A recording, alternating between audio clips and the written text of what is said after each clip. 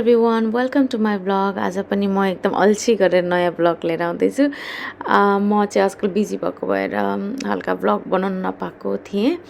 अब आज चाहिँ मेरो एक्जाम छ, आज चाहिँ मेरो सिटिजनसिपको एक्जाम छ। म त्यही प्यारामाटामा जाँदैछु। अहिले चाहिँ म स्ट्राटफिल आइपुगेँ।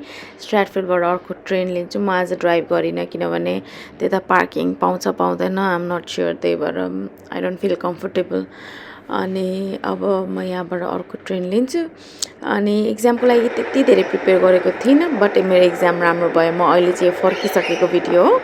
एक्जाम चाहिँ 90%ले पास भएँ। हल्का प्र्याक्टिस गरेको थिएँ, त्यस्तो धेरै प्र्याक्टिस त गर्नु नपर्ने रहेछ। इजी आउँछ, तर इजी भन्नाले अलिकति प्र्याक्टिस चाहिँ गर्नुपर्छ। अहिले चाहिँ म हन्सबी आइसकेँ। यो चाहिँ मेरो पास भएको भएर दङ्ग परेको पोस्ट थियो, आई मिन भिडियो थियो। तर आजको वेदर एकदम डिप्रेसिङ, पानी परेको थियो। म चाहिँ अब डेली ब्लग बनाउँछु भनेर जहिले भन्छु, तर जहिले अल्छी लाग्छ। नयाँ काम सुरु गरेको छु, त्यही भएर पनि होला अलिकति ओभरवेल्म हुन्छु, बिजी हुन्छु। अब म घर आइपुगेँ। अनि यो चाहिँ मेरो पास भएको पेपर हो है। यिनीहरूले चाहिँ यो पास भएपछि यो पेपर दिँदो रहेछ। अब चाहिँ म एकदम ब्लग बनाउने ट्राई गर्छु डेली, नट डेली तर विकलीमा एकचोटि गर्ने ट्राई गर्छु। अब म गृह प्रवेश गरेर फेरि भेट्छु है भिडियोमा। किप वाचिङ, स्टे ट्युन है गाइस। ओके, म हल्का मेरो एक्जामको ओभरभ्यू भन्छु भनेर। एक्जाम चाहिँ मेरो प्यारामाटामा थियो। एक्जाम मेरो 150मा थियो। म अलिकति हल्का 5 मिनट, उनीहरूले 10 मिनट्स अर्ली अराइभ हुनु भनेको थियो। म 5 मिनट्स अर्ली पुगेको थिएँ। तर त्यही भएर त्यो उनीहरूले ग्रुप सेटिङ पठाउँछ, भित्र पठाइसकेको थियो मेरो टाइमिङको। अनि म र एउटा केटी छुट्यौँ। अनि त्यही भएर त्यो भयो भने उनीहरूले क्यान्सल त गर्दैन, तर नेक्स्ट स्लटमा पठाउँछ। अनि हामी दुईजनालाई पठायो। अनि त्यहाँ त धेरै टाइम पनि लागेन। जस्ट मेरो एक्जाम त्यहाँ त्यो हाम्रो बारकोड हालेर, इभन प्रिन्ट आउट पनि लिएर जानु पर्दैन, केही पनि लिएर जानु पर्दैन, आफ्नो आइडी लिएर गयो हुन्छ, एउटा पासपोर्ट लिएर गयो हुन्छ। अब 100 पोइन्ट्स पुऱ्याउनु पर्छ होला सायद। त्यसको लागि extra driving licence or Medicare or debit card लग्दा पनि हुन्छ। मैले चाहिँ सबै लगेको थिएँ, बट त्यही पनि मेरो मागेको थिएन, जस्ट पासपोर्ट मागेको थियो। अनि त्यहाँ बारकोड स्क्यान गरेर, इभन बारकोड स्क्यान भएन भने पनि आफ्नो क्लाइन्ट आइडी हुन्छ त्यहाँ, त्यो क्लाइन्ट आइडी हालेर भित्र जाँदा हुन्छ। अनि त्यहाँ वेटिङ पिरियड हुन्छ। मेरो त वेटिङ पिरियड पनि 5 मिनट्स पनि थिएन होला म माथि गएपछि।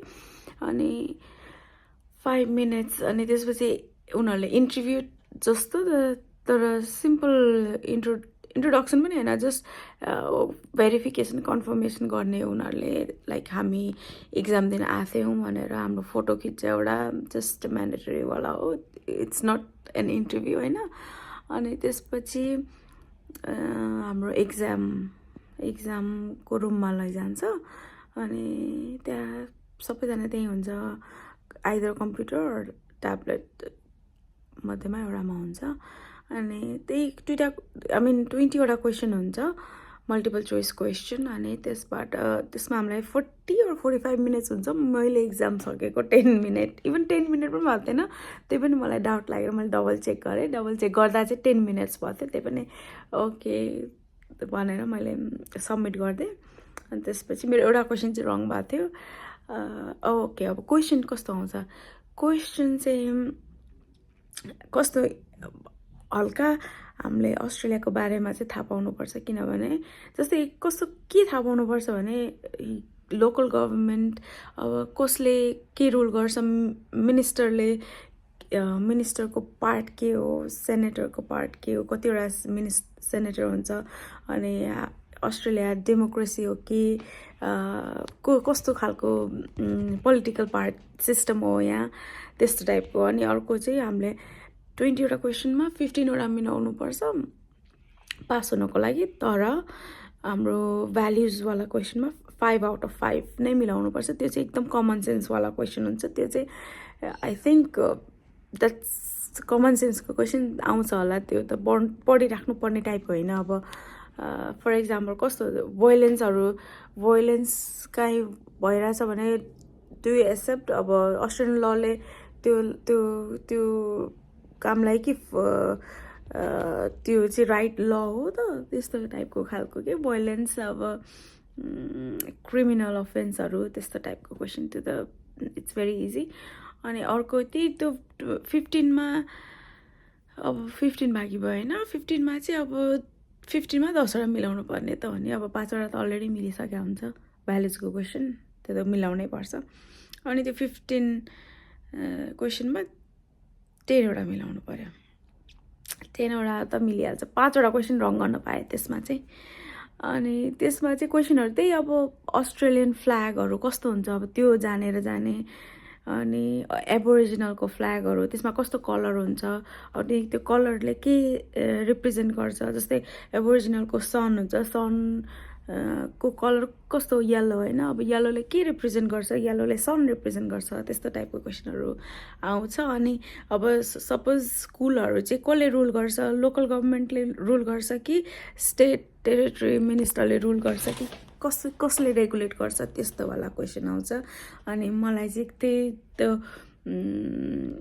क्विन्सल्यान्डको क्यापिटल के हो त्यस्तो टाइपको आएको थियो क्विन्सल्यान्डको नर्दर्न टेरिटोरीको क्यापिटल के हो त्यस्तो क्वेसन नै आउँछ just it's not that hard भन्छु तर जेनरल नलेज चाहिँ हल्का लिएर चाहिँ जानुपर्छ किनभने कोही कोहीले चाहिँ मैले देखेको थिएँ एकदम इजी हुन्छ नपढिकन जाँदा पनि हुन्छ भन्छ तर बेसिक कुरा त थाहा हुनु पऱ्यो नि त अस्ट्रेलियाको बारेमा द्याट्स इट अब म त्योभन्दा बढी बोल्न चाहिनँ यसको बारेमा अनि मैले चाहिँ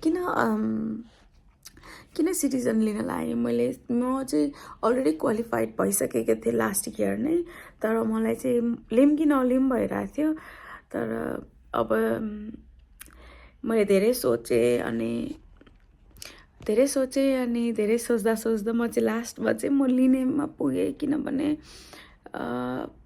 अस्ट्रेलियाको रुल्सहरू धेरै चेन्ज भइरहेको छ धेरै बेनिफिट्सहरू नआउन पनि सक्छ पछि हुनुहोस् त्यही भएर मलाई चाहिँ यसलेकै राम्रो होला जस्तो लाग्यो अहिले आएर त्यही भएर मैले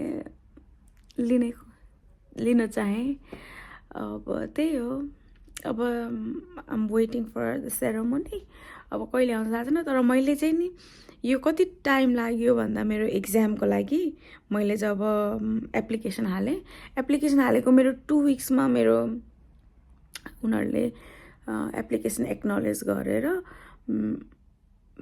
विदिन अ मन्थ एक्जाम मैले एप्लिकेसन हालेको विदिन अ मन्थ मेरो एक्जाम सेट भयो क्या आई डोन्ट नो कति अरूको पनि चाँडै भइरहेको छ कि अहिले आई डोन्ट नो द्याट तर मेरो चाहिँ एकदम चाँडो भयो आई डोन्ट नो हाउ तर मान्छेहरूको कति टाइम लाग्छ 3 months 6 months लाग्छ भन्ने सुनेको थिएँ तर मेबी अहिले टाइम चाहिँ चेन्ज भएको होला सायद त्यही हो अब मैले प्यारामाटमबाट दिएँ सो अब उनीहरूको सेरेमनी कहिले गर्छ अब त्यो दिन मेरो चाहिँ सिटिजनसिपको सेरेमनी हुन्छ अब त्यो पनि म भ्लगमा इन्क्लुड गर्ने कोसिस गर्छु म चाहिँ धेरै पछि आएँ तर मलाई कस्तो एकदम वियर लागिरहेछ बोल्न अलिकति बोली पनि कस्तो भयो होला सायद तर आई डोन्ट माइन्ड म चाहिँ जस्तो हुन्छ त्यस्तै फ्लोमा जान्छु अब म कन्टिन्यू गर्न कोसिस गरिरहेको छु म हल्का मेरो कामले बिजी भएको भएर नयाँ काम छ त्यही भएर बिजी भएको भएर म आउनु पाइरहेको थिइनँ अब चाहिँ म I'll try my best to continue अनि त्यही हो मेरो कामको बारेमा पनि भन्छु अलिअलि अर्को भिडियोमा कस्तो चलिरहेछ अनि म के काम गर्छु कस्तो काम गर्छु त्यो पनि सेयर गर्छु अहिलेलाई चाहिँ अब भिडियो धेरै लामो हुन्छ त्यही भएर अहिले चाहिँ म बाई बाई भन्न चाहन्छु if you have any question comment गर्दा हुन्छ I'll replied. Thank you for listening to me. Bye guys. Bye.